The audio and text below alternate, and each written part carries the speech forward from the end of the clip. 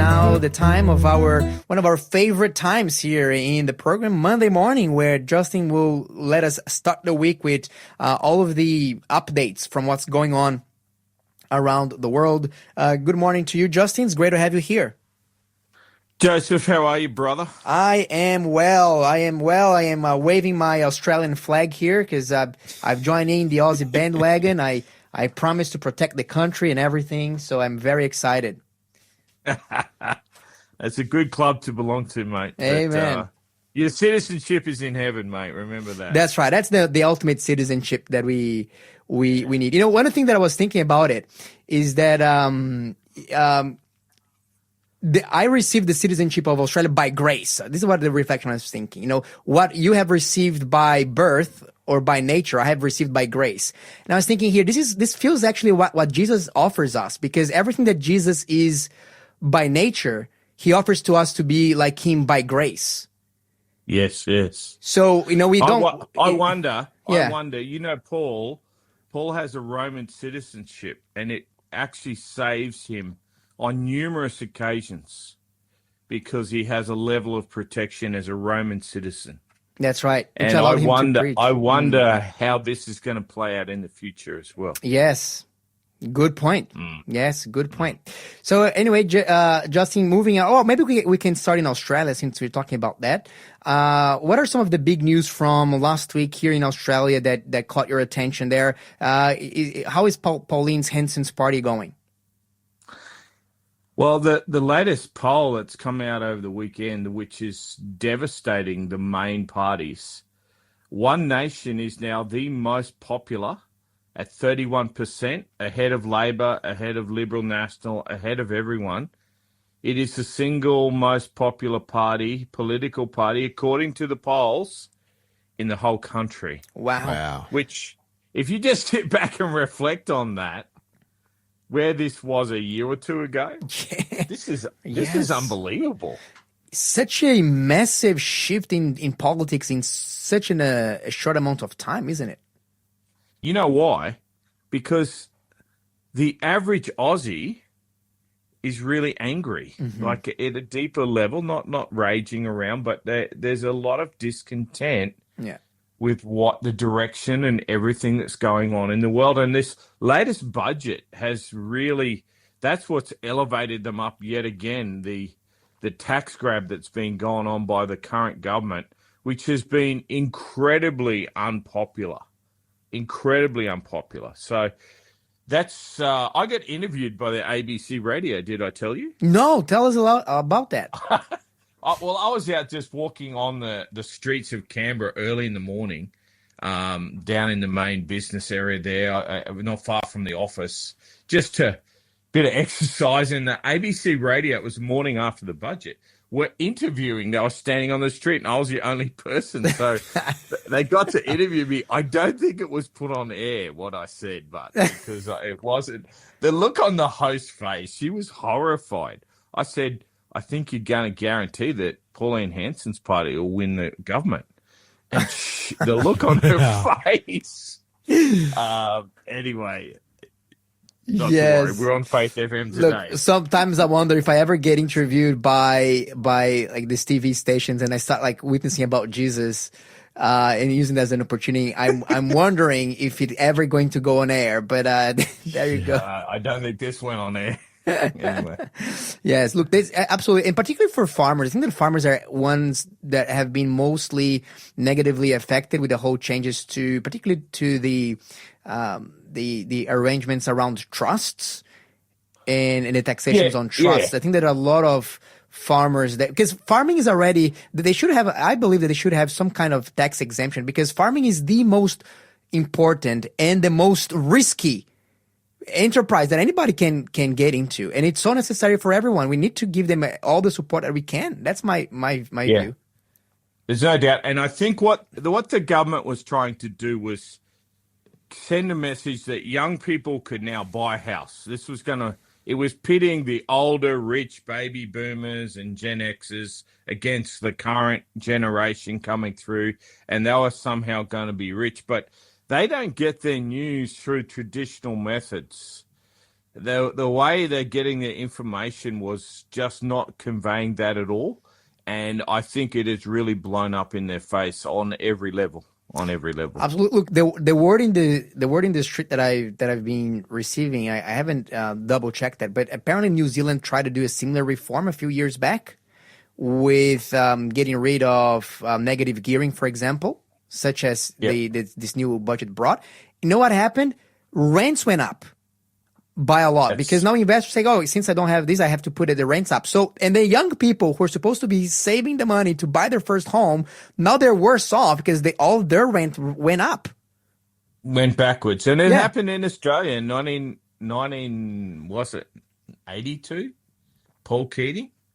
No, it might have been 82, might have been later, 87. But anyway, Paul Keating got rid of it for 2 years when he was treasurer and then had to reinstate it. So we've had this experiment before. Let's see what happens. Yeah. But it is elevating one nation, which is extreme in its views on many issues, which would have best kept it on the sidelines. Now it's become the mainstream, and that's a shift in our society, and that's worth noting.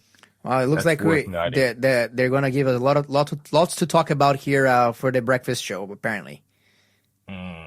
So, Justin, tell us what about in overseas? I've been, every time that I'm coming to work, I'm noticing that the prices of diesel are going less and less. Like in the fuel stations next to me, diesel is already under $2.10, $2.07 in some places. The $3.50 nightmare that we've seen a few weeks back, it feels like a distant memory now. What's going on? Is President Trump going to solve the Strait of Hormuz crisis after all?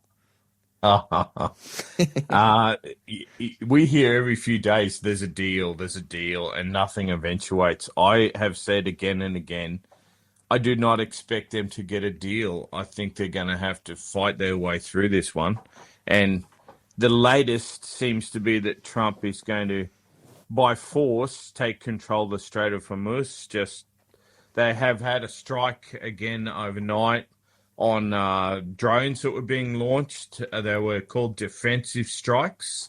So Trump's in a real jam with the midterms coming in November. He doesn't want to be in a war by the time he gets to that.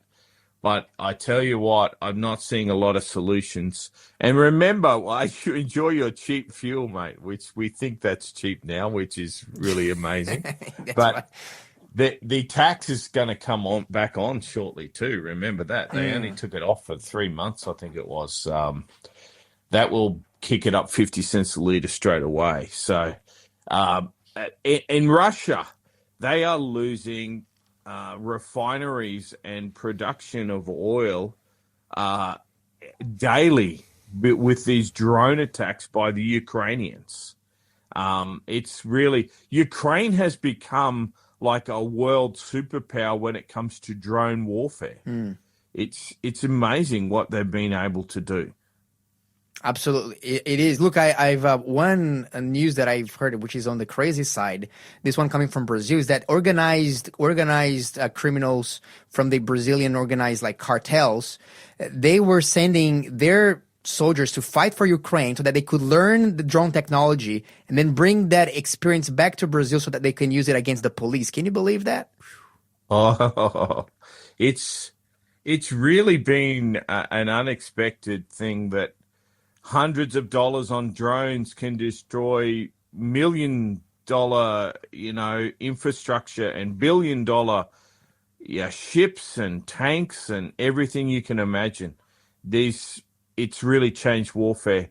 And I saw a doco the other day where they have a pathway that they walk to do supplies. They've put bird netting the whole way along this road in Ukraine to stop the drones attacking the vehicles that drive the supplies. They've had to put bird netting for like 10, 20 Ks at a time. Wow. So they can safely transport stuff. Because they can't bring their tanks out in the open anymore. They just lose them. So everything that's happening now is about drones, drones, and drones in this war over there. Absolutely, and I think that the countries that are thinking seriously about their military strategy, they have to take into account that they need drones, because that's the new name of the game, really.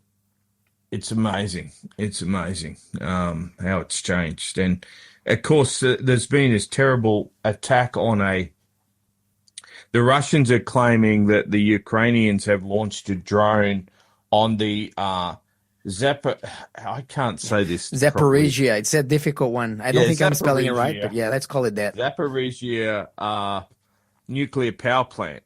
The Ukrainians claim it was Russia doing a false flag.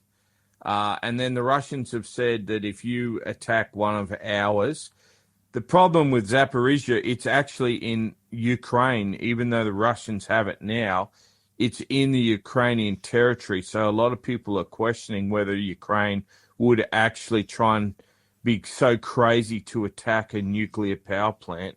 But Russia's immediately said, if you attack one of ours, we will destroy all of yours. And the problem with a nuclear power plant, you just don't switch it off. Mm-hmm. It has consequences if you were to destroy its water supply that are devastating. Yes, and look, in the shell of Chernobyl is still there to tell the story that it's still in Ukraine. It's something that you don't really want to play with. No, you don't. And tell me a little bit about this UK welfare bill. What are they trying to do there? The United Kingdom, I'm not living there. I know people that are. By all accounts, things are pretty depressing. And one of the latest things that's come out, their welfare bill now is higher than their income tax, the income they receive from taxing people's income. Combined? So, the whole of the income tax, the welfare bill, is greater than the income tax. That's crazy. Yeah, that's right. I mean, they're going. You think of our current government and their quest to find taxes and taxes and taxes.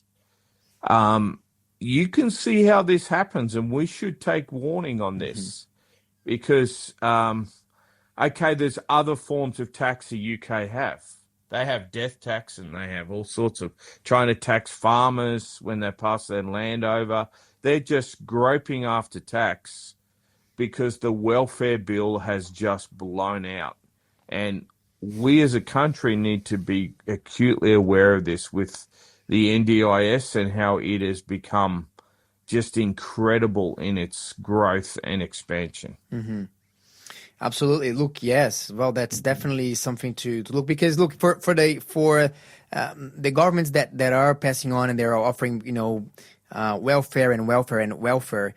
It is easy to gain that popularity and the votes that will come from that. But at the same time, there's a large bill to cop afterwards if it's not done right.